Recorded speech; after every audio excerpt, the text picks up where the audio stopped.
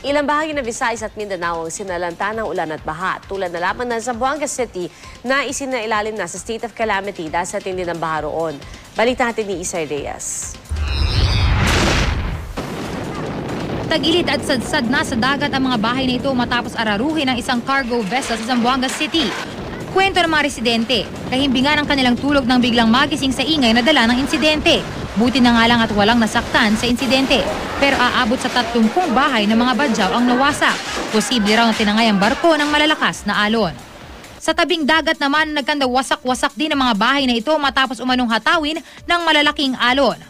Sa kuhang ito, kita ang pinsalang tinamo ng mga bahay. Sa kabuuan, aabot sa 500 pamilya ang inilikas dahil sa pagbaha. Maging ang mga bahay sa syudad, pinasok na rin ng baha.